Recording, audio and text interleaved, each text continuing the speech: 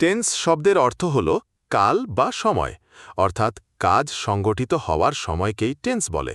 এটি তিনটি সময়ে সংগঠিত হয়: বর্তমান, অতীত এবং ভবিষ্যৎ। তাই ইংলিশে এর নাম দেওয়া হয়েছে প্রেজেন্ট, পাস্ট এবং ফিউচার।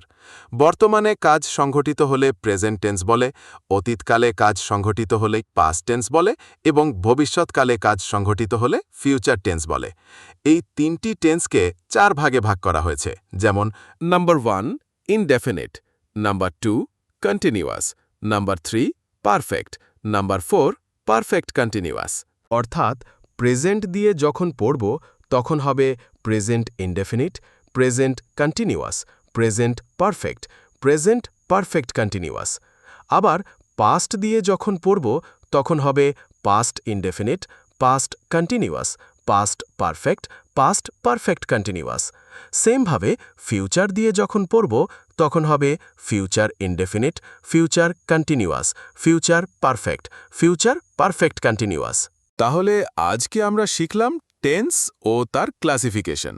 আর যদি বুঝতে কোনো প্রবলেম হয় তাহলে কমেন্ট করে জানাবেন, আমরা অবশ্যই সলভ করার চেষ্টা করব ইনশাল্লাহ। Thank you very much staying with us.